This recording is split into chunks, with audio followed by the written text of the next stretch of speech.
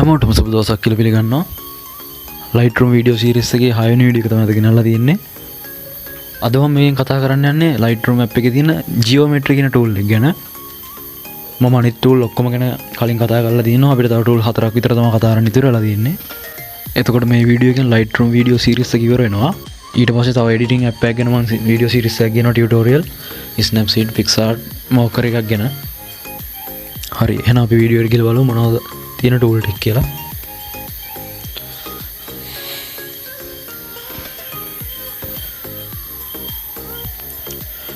මෙන්න මේ tool එක තමයි geometry tool එක කියන්නේ. මේකෙන් කරන්නේ දැන් සාමාන්‍ය ෆොටෝ එකක් ගැහුවට පස්සේ ඒක සාමාන්‍යයෙන් ඇද වෙලා වගේ ගතියක් තියෙනවා නම් අපිට මේ tool එකකින් ඒක කෙලින් දිනවා වගේ පේන්න හදාගන්න එහෙම පුළුවන්. ඕනනම් ඇද කරන්න ඒ ඕන දෙයක් කරන්න පුළුවන් අන්න මේ විදිහට. ගිහිල්ලා බලමු අපි ඒකට. මෙතන ඉස්සෙල්ලාම තියෙනවා upright කියලා එකක්. ඒක දැනට off කියලා තමයි තියෙන්නේ. ඒක ටච් කරලා ඉවරලා මෙතන තියෙන preset එකක්. ඒ කියන්නේ දැන් මම වලට මේක කියලා දුන්නාට පස්සේ තේරෙයි මේක මොකද්ද කරන්න කියලා. ඒව ඔටෝම හැදෙන්න preset ටිකක් තමයි මෙතන තියෙන්නේ අර.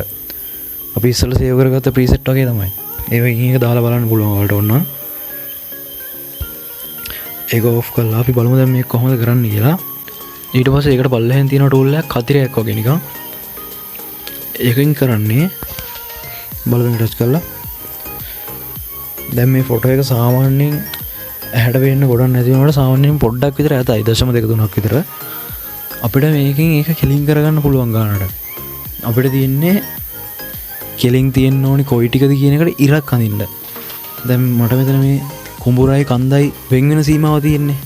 අන්න ඒක කෙලින් තියෙන්න ඕනේ. අන්න එතකොට ඒ ටික ගන්න ෆොටෝ එක කෙලින් කරගන්න ඕන නම් මම එක කොනකින් ඉඳන් අනිත් කොනට මෙහෙම ඉරක් අඳිනවා. ඒක මෙහෙම ගානට හදා ගන්න ඕනේ සීමාවට. ඊට පස්සේ ඒක කෙලින්ම තව ඉරක් අඳින්න ඕනේ පොඩ්ඩක් එහා පැත්තෙන්. හරියට මේක කෙලින්ම තියෙන්න ඕනේ.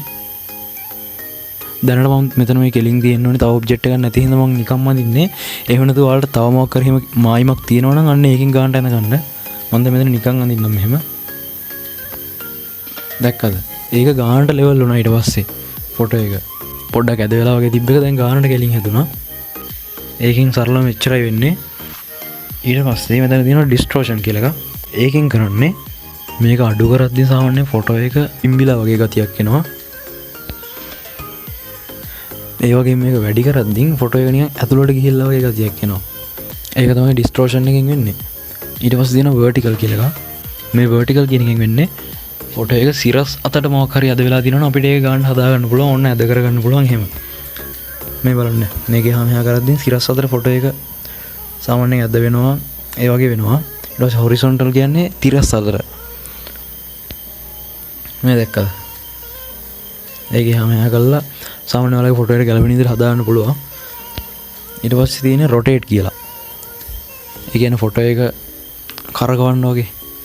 ඒක වැඩි කරද්දී ෆොටෝ එක දකුණු පැත්තට කරගෙනවා. අඩු කරද්දී වම් පැත්තට ඇන්ගල් වෙනවා. ඊට පස්සේ තියෙන්නේ aspect කියන එක.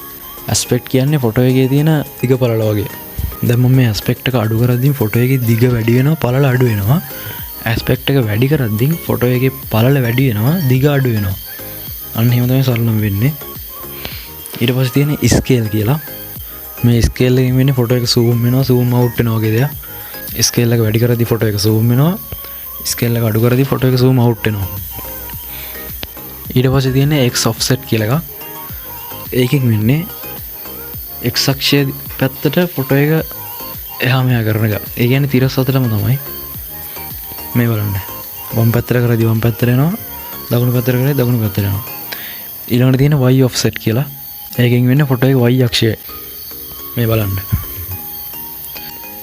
ඊට පස්සේ ඔක්කොම කලින් මෙතන උඩම තියෙනවා constraint crop කියලා එකක්.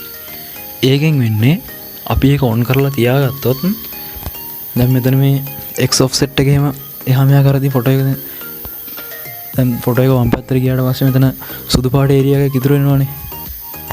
මේක on කරාට පස්සේ ඒ සුදු පාට ඒරියා එක නැති වෙලා අපේ ෆොටෝ එක වම් පැත්තට එනවා, දකුණු පැත්තට එනවා. එහෙම තමයි.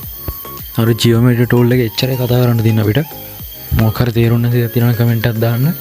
මම අනිවාර්යෙන් කියලා දෙන්නම්. ඊළඟට තියෙන profile කියන tool එක. මේ ටූල් එක අතර පොඩ්ඩක් විතර ප්‍රීසෙට් වගේ තමයි.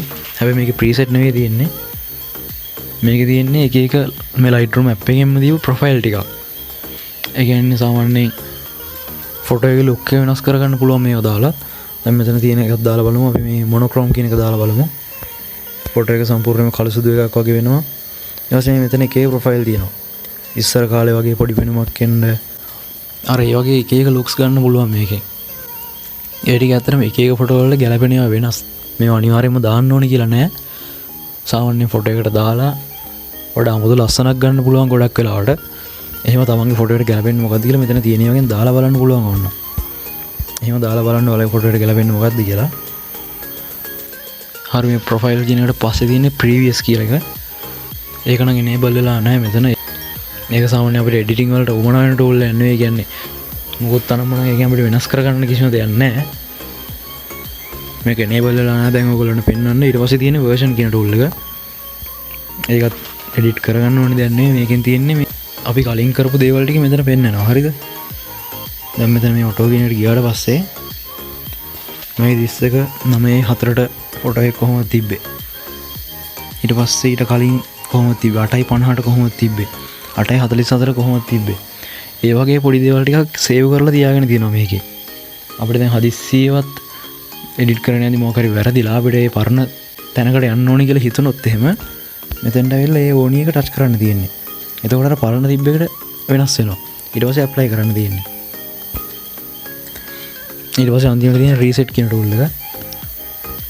මේකෙන් කරන්නේ අපි මෙච්චරලා ඇඩ්ජස්ට් කරපු හැමදේම නැති කරලා දාලා ආපහු ෆොටෝ එක තිබුණ තත්ත්වෙටම ගන්න පුළුවන්. මේ ඇඩ්ජස්ට්මන්ට් කියන එකෙන් වෙන්නේ අපි එහා මෙහා කරපු ලයිට්නින් අනම්මනම් ඒවා ටික සාමාන්‍ය රීසෙට් වෙන එක. ඊට පස්සේ ඕල් කියන්නේ සම්පූර්ණයෙන්ම ෆොටෝ එක පරණ තිබ්බ තත්ත්වෙට වෙනවා. මේ to import කියන්නේ ෆොටෝ එක තිබ්බ තත්ත්වෙට වෙනවා. ඊට පස්සේ to open කියන්නේත් එහෙමමයි. මේ හතරෙන්ම වෙන්නේ ෆොටෝ එක තිබුණ තත්ත්වෙටම ගන්න පුළුවන් එක ටච් එකෙන්. Lightroom video series එක නම් එච්චරයි. මම හිතනවා මම ටූල් ඔක්කොම ගැන කතා කරා. මට මොකක් හරි මගේ හැරිච්ච දේවල් තියෙනවා නම් අනිවාර්යෙන් කමෙන්ට් එකක් දාන්න. මම ඒක ගැන කියලා දෙන්නම්. එහෙනම් Lightroom video series එක මෙතන ඉවර වෙනවා. තව අනිත් editing apps ගැන tutorial වීඩියෝත් එනවා. ඒ වගේම photography ideas tips වගේ දේවලුත් තියෙනවා. තව travel photography, travel videography ඒ වගේ දේවලුත් ඉස්සරහට වැටෙනවා. ඒකින දිගටම මගෙත් එකතු වෙලා ඉන්න. channel එක subscribe කරලා තියාගන්න. මේ වීඩියෝට like එකක් දාන්න අමතක කරන්න එපා. එහෙනම් අලුත් වීඩියෝ එකකින් හම්බ වෙනකම් හැමෝටම සුබ දවසක්.